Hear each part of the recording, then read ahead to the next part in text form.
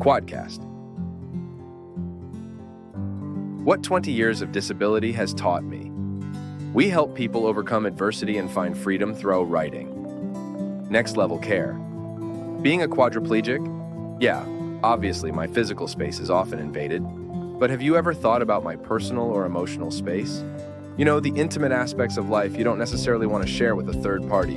It might be a family wedding, Christmas lunch, maybe a graduation. Yet as I now require care for all physical tasks and care relating to breathing support, I now have to have a specially trained worker with me at all times. No matter what I'm doing, I always have to have a third wheel at arm's length, especially when I'm out in the community. So you might say that some of my care staff get an all-access pass to my life.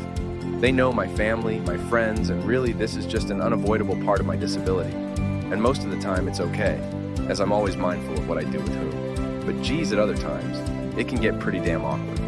But why I say all this, a while back, I knew I had a very personal situation looming on the horizon, and one that I had to face.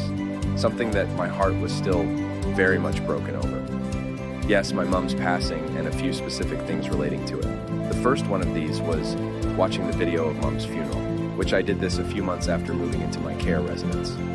It just took me a while to build up the trust with a staff member, as in, I knew I'd have to watch it with somebody. Actually, what was weird, I didn't want to watch it with Dad or a family member as I knew I'd completely break down. As it was, I broke down anyway in that.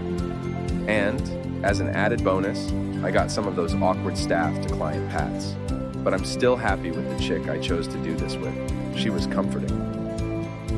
But the biggest thing I had to face, I still hadn't managed to visit my mother's grave, which was quite the distance away. I mean, at this point, I'd never go more than half an hour away from home base, my ventilator and paraphernalia. So in truth, I was very scared of the trip. And this was to be my first big adventure since leaving hospital, you know, to hopefully get my first real bit of closure.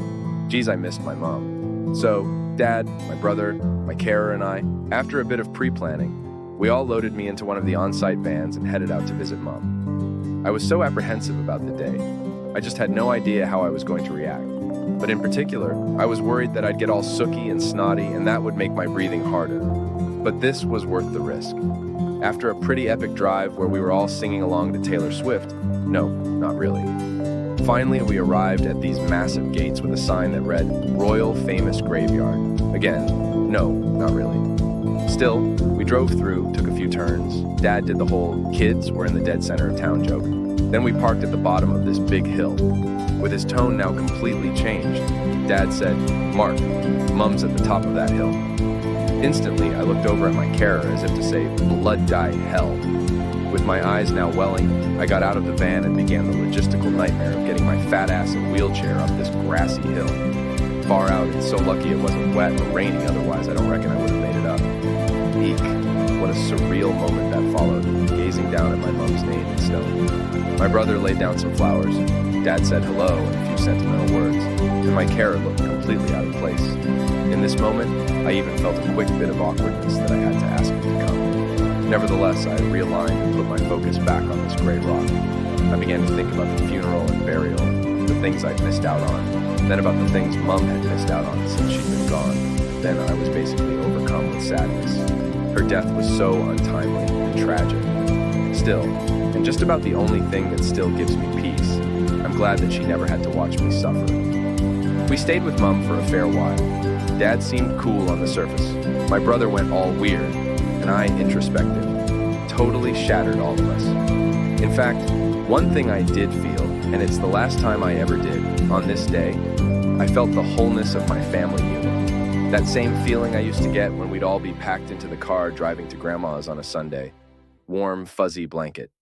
Anyhow, enough of what was a very personal moment for me. Like I did cry. But there's a few other things I don't particularly want to detail here. Only what I will say or want to say, having my carer there, was odd, but it was okay as well. Let's say the situation was respected. Still, I'll never forget what my carer said in the van on the way home. So worth it, and yet so hard for me, wanting to be there as a friend but walking away as a carer, or maybe I was both.